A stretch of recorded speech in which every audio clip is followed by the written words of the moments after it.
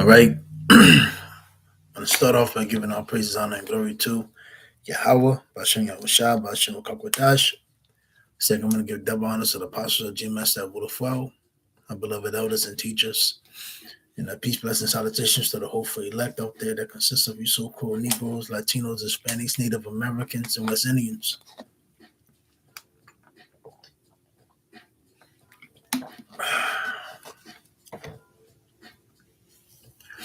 This is Shaquan Corral from GMS Virginia. Coming back at you again, Lord's will you be edified with this lesson and title, Broken Society.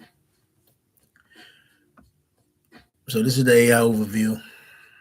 Chat GPT. Have two opened up. And matter of fact, I'm gonna start off with this scripture.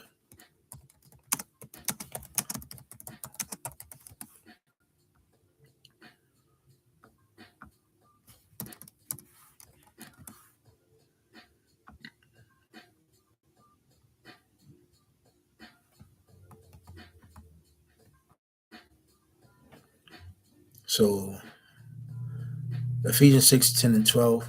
The final word. Be strong in the Lord and in his mighty power. Put on all of Yahweh's Bashim Yahushua armor. We understand through starting with our elders on down. We've been breaking down, prophecy, and we ought to know what system we're in. We're in the so-called white man system. Foretold will come in these last days and pretty much be evil and wicked and demonic. But Esau, the so-called white man, has painted himself as pretty much. Let me see that. Let me get that real quick.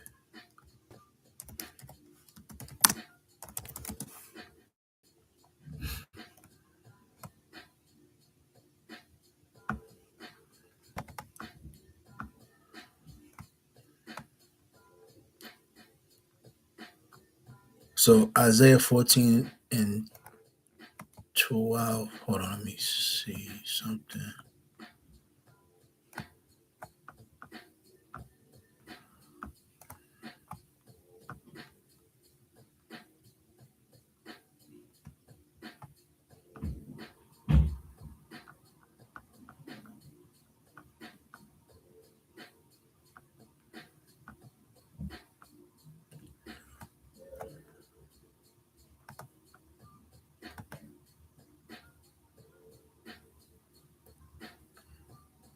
I'm just get it.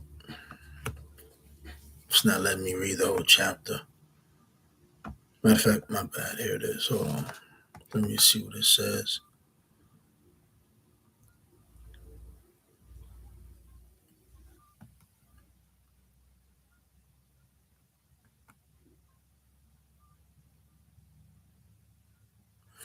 So we understand it's going to come a time where the so-called white man was going to reign and come very high, his horn, military strength, etc. So let me get this too. Hold on. Salaki.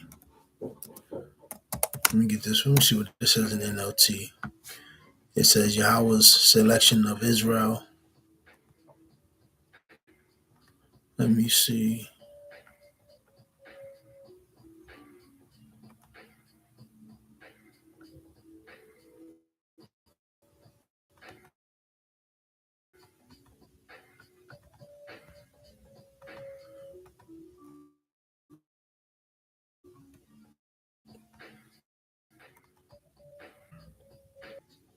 Let me see.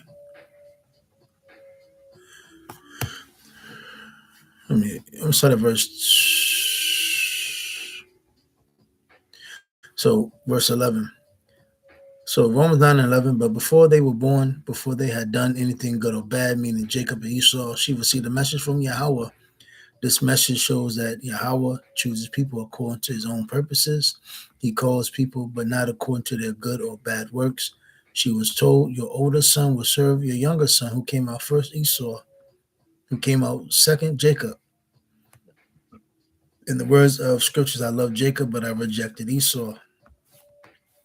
Are we saying then that Yahweh was unfair? Of course not. For Yahweh said to Moses, I will show mercy to anyone I choose, and I will show compassion to anyone I choose. This is in the NLT. So it is of Yahweh Bashem Shah who decides to show mercy. We can neither choose it or nor work for it. Verse 17, for the scriptures say that Yahweh told Pharaoh, I have appointed you for the very purpose of displaying my power in you and to spread my fame throughout the earth. So this is ultimately what has happened to Esau, the modern day Pharaoh. We understand how the kingdoms and structures and systems prior to this one all were set up and then eventually took down by Yahweh, the power of the earth, the God of the whole universe, who created all things through Yahweh Shah. But what you're seeing and getting now is the truth of the whole matter.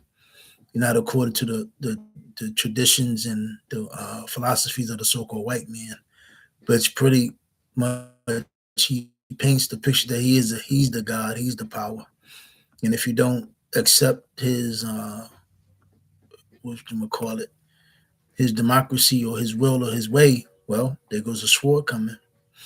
So it says, you got to understand, the so-called white man was able to ascend to a high amount of power.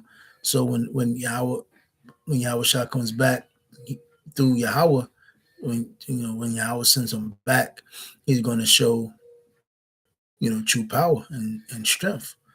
So it says fame throughout the earth. So you see, Yahweh chooses to show mercy to some, and he chooses to harden the hearts of others so they refuse to listen. And that's pretty much what Yahweh has done, going back to of Cain, the mark of Cain. He pretty much kept that true hatred, that judgment for the so-called white man that goes all the way back to Cain. He has hardened the so-called white man's heart, his mind. He has a very stout, powerful, arrogant way to him that he thinks he can go against the Heavenly Father and blot out his ways in righteousness, and also blot out the Lord's people. Going into Psalms 147. So it says, to harden the hearts of others so they refuse to listen. Let me see.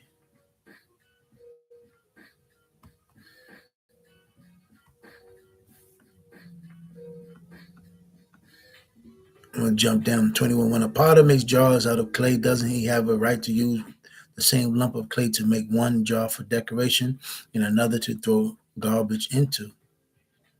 In the same way, even though Yahweh has the right to show his anger and his power, and that's what you're seeing with our people, the starting with the elect on to his anger, and you also he's showing his mercy to who? The elect. But he's ultimately going to come back and show his power by who? Destroying Esau. He is very patient with those on whom his anger falls, who are destined for destruction.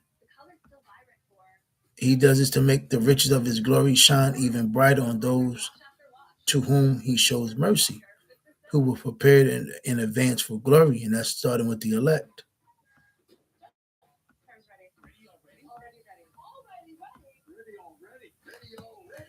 So, done with that.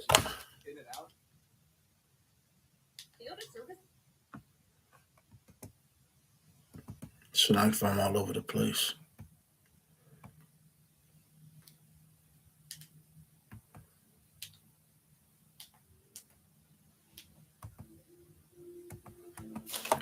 So it says, back in Isaiah 14. So it says, Isaiah chapter 14 and 10, all they shall speak and say unto thee, art thou also become weak as we? Art thou become like unto us? Thy pomp is brought down to the grave, and the noise of thy vows, the worm is spread under thee, and the worms cover thee. So yeah, basically, this system, this man is going to eventually come down, the so-called white man. So it says, how art thou fallen from heaven, O Lucifer, the light bearer, meaning who? Esau. He's the light bearer. He's the one that has come back into power and made himself basically, um,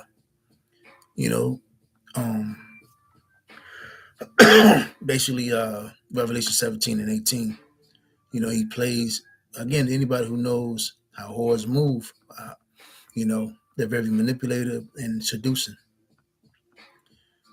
And so it says, "O Lucifer, son of the morning, how art thou cut down to the ground?" Because that's how Esau paints himself. Going to Second Thessalonians, I believe, the second chapter. How the so-called white man paints himself as a god, a hero, but he's really a zero, and he's pretty much he paints himself as somebody that's going to that you can look up to, you can depend on, but his dependence will basically lead you to complete breaking of you. So it says, which did this weaken the nations? How did the so-called white man weaken the nations? Well, by his might, his strength, his lies, his deceit, and then brings over democracy and religion to you to pretty much what's that word? The final blow. For thou hast said in thine heart, I will ascend into heaven. I will exalt my throne above the stars of Yahweh, Bashim Yahushua. I will sit also upon the mount of the congregation in the sides of the north. So there you go, I will ascend above the heights of the clouds. I will be like the Most High. Yet thou shalt be brought down to hell, meaning a very low condition. That's why the scripture is going to say, just a man that calls nations to tremble the hammer of the earth to the sides of the pit. Let me see. Yeah, this is an NLT. No, this is KJV. My bad, Salaki. They that see thee shall narrowly look upon thee and consider thee, saying, is this the man that made the earth to tremble, that did shake kingdoms, that made the world as a wilderness and destroyed the cities thereof, that opened not the house of his prisoners? So again, this, the so-called white man made this whole earth like a prison and destruction, a place of rubble. So going back to Ephesians 6. So going back to verse 10, 6 and 10 in Ephesians. The final word, be strong in the Lord and his mighty power. Put on all of Yahweh Shah armor, so that you will be able to stand firm against all strategies of the devil. So the strategies of the so-called white man is what?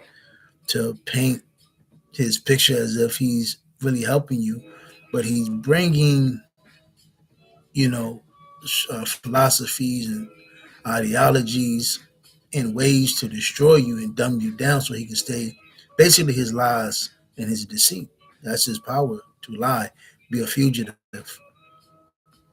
So it says, for we are not fighting against flesh and blood enemies, but against evil rulers and authorities of the unseen world, against mighty power. Because ultimately, we don't know exactly who the elites are, who all of Amalek is, the top bankers are, but we know that they're there and they do exist, but what they do is, the fugitives that they are, they give you somebody to blame. They show you somebody that you can look at physically, so they can continue on hiding and causing ruckus and creating more catastrophes and basically setting up the new world order. But against evil rulers and authorities of the unseen world, against mighty powers in this dark world, and against evil spirits in the heavenly places. So, they're high places. It's evil, demonic, witchcraft, and they turn a lot of people out. One of the main proof of the pudding is who? Our people. So let's go into. Let me see. See what Chat GPT says. So how would Satan dumb down a society? So it says, so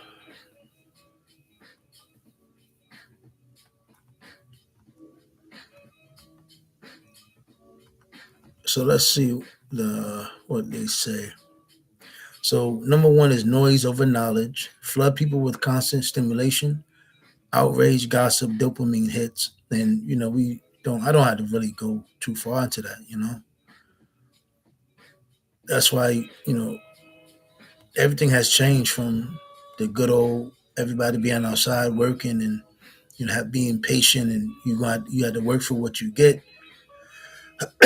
Basically everything is given to you.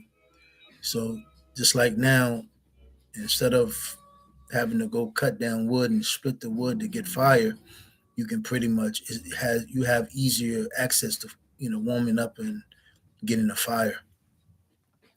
Even then, you had to even have knowledge of how to start a fire and make a fire. And pretty much, if you don't, basically, you have matches now, you have lighters, etc., that can make it more easier to start a fire. Back in the day, you had to have knowledge of making a fire. So it says out dopamine hits, and that goes with the pleasure. That goes into having no self control, etc. So there's no quiet left for reflection. When everything is urgent, nothing is important. That's why constantly when you look at people, everybody's onto their phones. They're looking down onto their phones. They're walking around with headphones, constantly never reflecting on how to get better, the truth, important, what's really important. They're just able to pretty much blot out self-reflection. By what? Looking at TV, the constant televisions, shows, etc., and constant wickedness. You know, Two, shortened attention spans. So back in the day, you had to watch the whole hour segment, whatever. But now everything is broken down. Like for instance, when we first got the elders got on first on the scene, they pretty much recorded all the way through. Then eventually they had different parts, and then eventually um, things are broken down into short snippets, etc. Just like for instance, instead of you got those 15-second videos, I forgot what the hell you call it, but it says shorten attention spans, reward speed over depth, hot takes over understanding. It if ideas must fit into a slogan or yeah, if ideas must fit into a slogan or clip, the complexity dies on the vine. So three, turn education into credential theater. Make learning about checking boxes instead of cultivating curiosity, and that's the school systems. People start asking why and focus on what gets me through. So, the focus is not, really learning, knowledge, wisdom, and understanding, which is talks about that should be a stability. People are just doing things, whatever, just to get you by. So you're not really learning, you're just being pushed through. That's why really when you look at the whole educational system thing, which really is indoctrination, when you look at the mindsets of the people here in America, I think what's his name, Henry Kissinger, whatever the guy's name, he pretty much said the reason why nobody's going to ever do nothing against the new order is because what? You American people are what? Y'all are stupid as hell. Four, confuse confidence with competence. Elevate the loud. That's what they do. Whatever happened to keeping your business discreet, being meek and being humble, not, minding your business, not putting yourself out there, not all on social media, showing everything, showing everybody all your moves. When did that go out the door? Well, by the media, because Esau pushed it. And you understand it. You have fads, you have phases, you have traditions, you have things that are catchy and witty. And what Esau does is he constantly replays these things to eventually becoming a trend. So it says mock nuisance, mock nuance as weakness. Once expertise is suspect, everyone's opinion feels equally valid, even when it isn't. So that's why we live in a society now where everybody has an opinion. Anybody can say anything. basically going to their like those comment boards. Basically everybody's on the internet. Everybody thinks they can say something, but nigga, you don't even know what's going on. You know, none of here it is about niggas is talking about war that never been in war. You know, people are able to just jump on platforms and talk, say anything out in the world out their ass, and they have not been through any of the proper resumes of what they even talking about. So it says, 5, keep people emotionally reactive. Fear, outrage, tribal loyalty, strong emotions hijack reasoning. That's go back to Revelation 13:10. Playing both sides of the field. That's how Esau does. Democratic, Republican. Everything that Esau does is like is always in a pairs of two. You know, you got your Food Lion. Who's your competitor? A Food Lion. But so now I'll cut that. You got OD and Lidl, BP, Exxon. Basically, everything is in pairs of two. Dollar Tree, Dollar General, Family Dollar, and I believe there's another one. So it says, a constantly triggered population, and everybody is emotional as hell. Doesn't have the bandwidth to think critically. Yeah, man. You know, COVID was a very um, great example of the stupidity of these people. You know, and how everybody is just emotional as hell, tension, tense. You know, you driving. Niggas can be dead ass wrong, but you can't check them. Can't say nothing to it. Can't nobody be corrected or checked or pulled to the side because they just fucking go irate.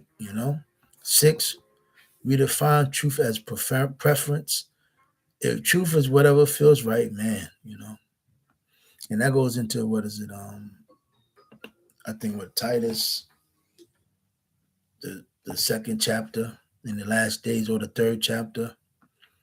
So it says, if truth is whatever feels right. So again, however how I feel, everybody says that how they feel, or whatever my group says, then evidence becomes optional. So we live in a time where you don't need to have evidence. You don't need to have a pattern of good works. Like things like the scripture talks about, characteristics, fruits of your labor, fruits of how a man is. Like for instance, women can do anything they want and pretty much get away with bloody murder because what? Long as she's elevated, the long as how she feels. Everybody can play victim. Everybody out here in this world can truly play victim.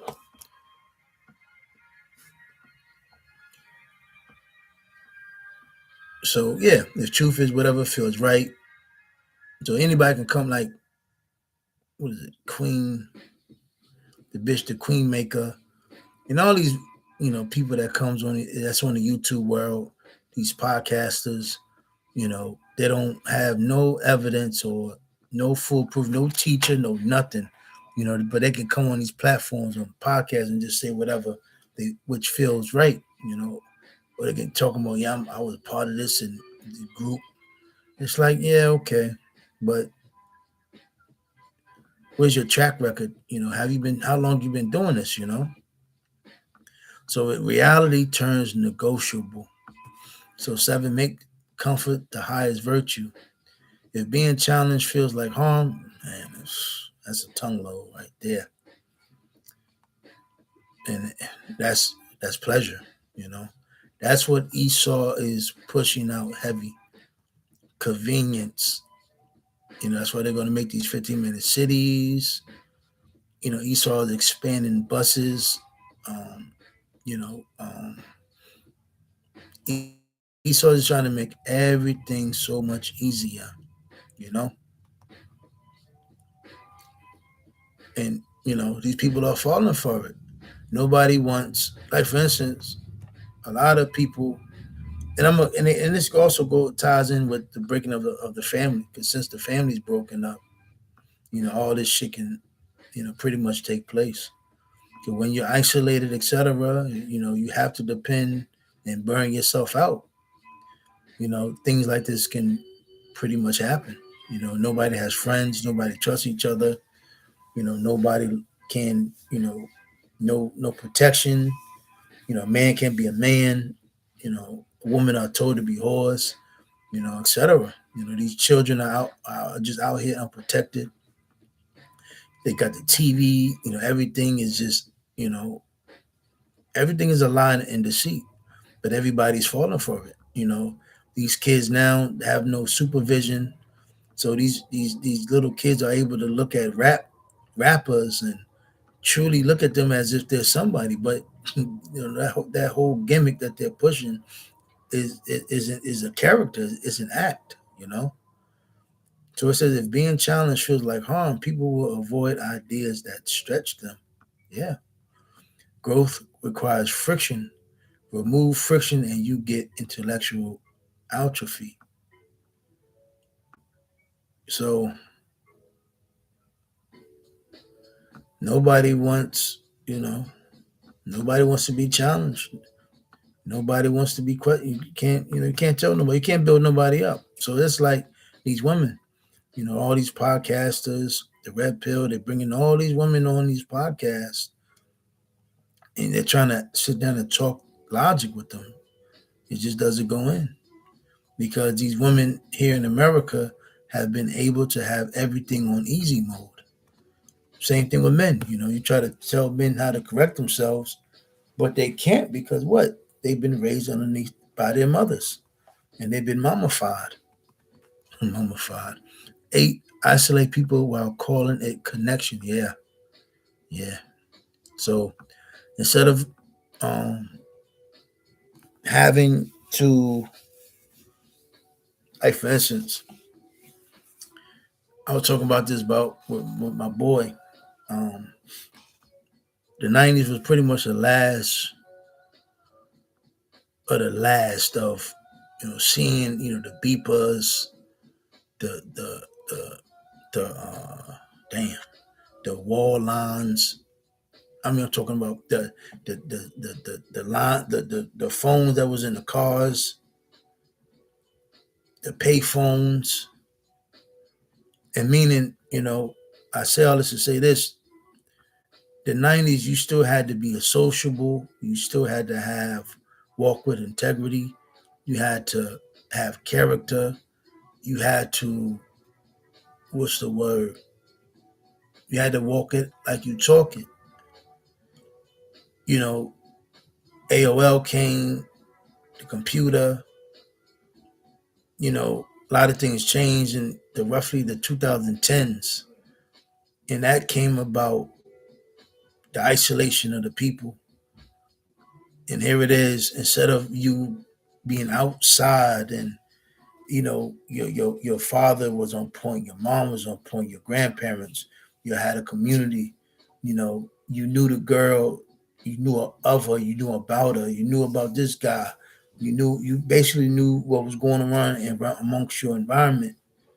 More so now, you can go online now and talk to a whole chick.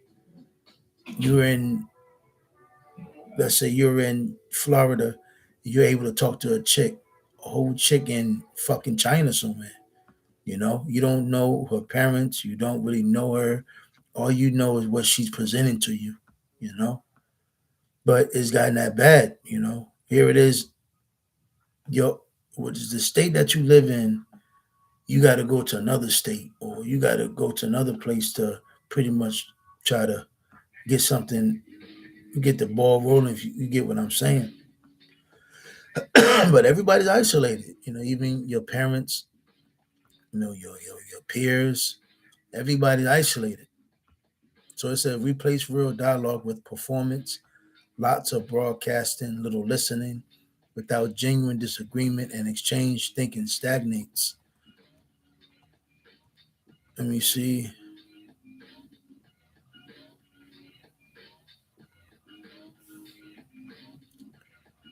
So it's a last one. No evil mastermind is required. These dynamics can emerge naturally from incentives, to technology, and human psychology. And this is all done by the strategic, again, through the strategic ways of the so-called white man. So continuing on, I don't want to get too long. What happens to a society that breaks up families? Big question and a heavy one. ChatGPT as well. When a society constantly breaks up families through policy, economics, violence, incarceration, displacement, and cultural pressure, a few patterns show up again and again across history and social science. So, trust, number one, trust erodes. Families are where people first learn trust, cooperation, and responsibility. So, again, going back to how would the devil dumb down society? Well, you attack the families, you know. So the kids are just out there. You got a lot of freaky uncles which touch kids, a lot of aunts that were bugged out. The whole thing. It's a lot, man. It's a lot. We can talk about a lot of things. So, a lot. Another thing too. The fathers, a majority of the time, our father wasn't there. Our mothers fell for the system, and again, it's just brokenness. When those bonds are weakened, people become more guarded and transactional. So yeah, that's why our women, these girls today, which go growing up, pretty much everything with them is transactional. And man, trying to talk to a woman is you can forget about it. Their defense walls is crazy. And a lot of them really, are envious of us. And even talking to dudes, man, you can just tell that they're just mentally fucked up, man. I'm not saying that, you're supposed to be out there just be weak and just be talking and shouting and blurting, telling everybody everything. But I mean, you know, we live in a time you can clearly see that, man, the mental state is these people you talk to them and they just shut down, man. It's like a heavy guarded, and it's not all out of, again, going through these things in this world and you're tough and you're been brought up so you're keen to things. No, this is like a weak guard defense, shut down, react, trauma. I feel triggered. So it says social trust drops and institutions have to work harder, often with force or surveillance to keep order. And that's, see, what's going on is that's what Esau wants, so he can do what? Bring that, what, technocracy, AI, force, and to keep order. Because due to the fact that Esau has created this hostile environment, pleasure, justice, freedom, liberty, etc., these people are losing it out here. Because what? He has broken this society. People are through. And what's going to eventually happen? And then you have Esau again picking at the people and starting things with the people. So eventually, what's going to happen? People are going to go. People are going to break. So two children paid the highest price. And this is, this society that we're living in now. What is it? Generation Alpha, I believe, whatever they say. Generation Z, Alpha, whatever. Um, this is the offspring of the fucked up parenting in the '60s, basically after integration. After we integrated, and after that transformation from slaves, full of trauma, fucked up, and then converted into criminals. We were segregated. We were let go, so-called let go, um, segregated, then integrated, and then eventually what happened? We They converted us into being criminals so they can justify their hatred towards our people, so-called Negro, Latino, Hispanics, Native American, West Indians. And what has happened is, due to the policing and the atrocities and the strategic ways of dealing with the Israelites, our children have become affected by this. So again, from the 1960s, 70s, in that goddamn crack era, the drug epidemic. If you want to learn anything about it, all you gotta do is look up Freeway Ricky Ross and the 80s and the 90s on to now. We this is a generation from all of that, man. And the world asks, why the blacks and Hispanics and Latino? Well, motherfucker, the so-called white man did this. Son of a bitch. If you can't see that, hey, your time is coming. So, two, children pay the highest price. Kids do best with stable, loving caregivers when families are fractured. Emotional, so it says, when families are fractured, this is the repercussion. Emotional and behavior problems rise. Everybody fucked up. Educational outcomes worsen. Cycles of trauma repeat across generations. This isn't about perfect families, just reliable ones. So we don't even have reliable ones. We don't even have reliable moms, fathers, and uncles, aunties, grandparents. It's all fucked up. Three, communities weaken. This is why we don't have a community now. Because what? It was broken. We've been broken. It was taken from us. It was destroyed within. Because what? Esau paid and agents, sellouts, coons to do so as well. So families are the glue of neighborhoods, right? No, first of all, there were no fathers in the house. Second of all, men didn't trust each other because you can read the book Willie Lynch letter. Esau tells you how he broke the trust between men. Put the light skinned one against the dark skin, the dark skin against the light, the tall against the short against the tall. Esau made sure he broke up the unity of men, of so-called black, Latino, Hispanic men, Native American men. So care for the elders, that's far gone. Informal child care, mutual aid. When families splinter, people rely more on distant systems instead of each other. Yeah. So that's what Esau did. He took the father out the house. He broke the fact that men couldn't provide for the house. So what the fuck you think men was gonna do? Then they allowed certain uh, statistic of so-called black, Latino, Hispanic men to build this system up, but then all the rest of them, he provided drugs. He provided criminal activity behavior for you and presented it to you so you can do what? Fuck up the communities. So what happened? Um, Let me see.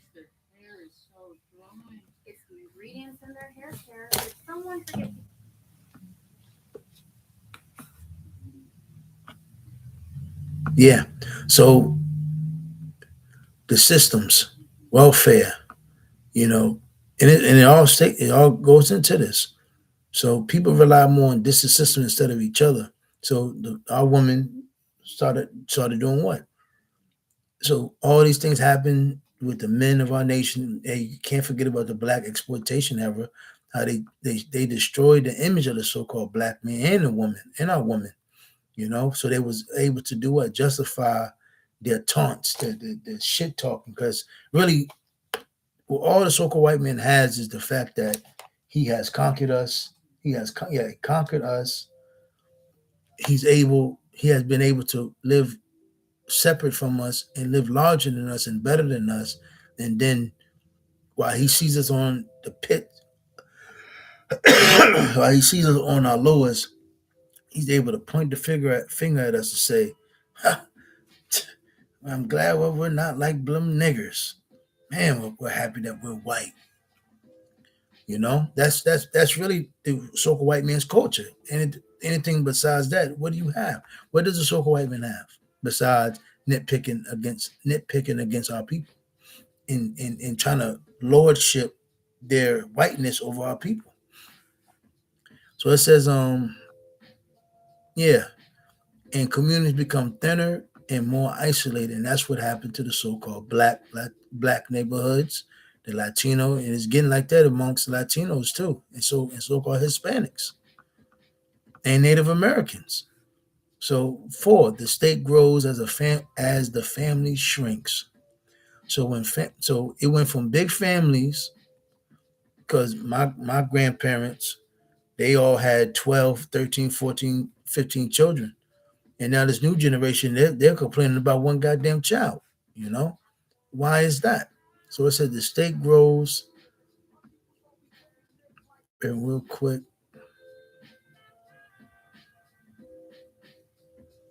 hey, Shalom, Elder A, Yabashim, Shabashim, Kaka, Yahweh Bashim, Yahweh Shah, Bashim, Kakodash, Brakatah. So it says, let me see. The state grows as the family shrinks. When families can provide support, that's go starting with the man. And what did our women eventually do? They accepted that handout from the so-called white man. He came in as a savior. Like I stated earlier, he came in as the light bearer, Lucifer, the devil, you know. I got you, baby. Shit, man, get the nigga out. Get the nigga out of here. I got you. And then those project systems, the project hallways, everything, stimulated from that, man. So it said when families can provide support, governments and markets step in, you know. And that's how Esau came in. He brought in the drugs, really what you gonna call it. Our last stronghold that we had as communities was when our grandfathers either went to the military or worked those warehouse jobs and bought a house that was what less than $100,000 and paid it off. And this generation now was supposed to have it, but due to the fact that the governments and the market stepped in from fucking us over from all those years, man, we can't. A lot of Jays can't afford the taxes on these homes and the upkeep. We all know it costs to, those are old homes. By the 1970s, whatever to now, man, you damn near had to redo that whole household, man. The electricity structure's out of date, the plumbing's out of date, etc. So what eventually happens? Jake DeSalle, and due to the fact that a lot of our people are suffering from financial struggles, we all have been to the inner cities where you got them posters on all on the corners. We buy cheap homes. Who's that buying them? So it says, welfare systems, prisons, foster care, private services. Some of this she goes off, but it says, let me see. Some of this is necessary, but it's usually more expensive, less humane, and less effective than strong family networks. So none of these systems work. None of them work. If it worked, everybody would be living a great life. So 5, loneliness and despair increase. Broken family structures correlate with higher rates of depression, the addiction, suicide, and a lot of motherfuckers is offing themselves. Yeah, because what? The community's not raising each other up no more. So nobody has friends. Your mom's bugged out. Your father's not there. Your your auntie, your uncles, they're in their feelings. They're emotional. They're broken, trauma. So they done ran off to another state. How is there families out here, and you have a grandparents? A lot of them are dying out, but your grandparents would live in Texas, and you would be living on the East Coast somewhere, or you'll be living in the West Coast somewhere. Your sister live in another state, your brother live in another state, and your mother live in another state. Your father's who knows where, he's somewhere, you know, because nine times out of 10, your mother probably didn't tell you anything about your father. So again, broken family structures correlate with higher rates of depression. That's why when you come across our people, they're not going to tell you. because majority of the time Jake's not gonna open up to you. Jake is gonna look at another Jake and be like, "Fuck you, nigga. Fuck you looking at. It's tense." But that goes back to what the dumbing down of a society. Ultimately, going into Exodus, the first chapter. So depression, addiction, suicide, and social alienation. People feel unrooted, like they belong nowhere and to no one. And this is why a lot of Jake just do what? Smoke weed every day, you know, play video games. They just and then what? Eventually just doing what? Start chasing after pleasure till until what? Their what's the word? To their destruction. In 6, inequality hardens. Family stability becomes a privilege. Let me see what it says.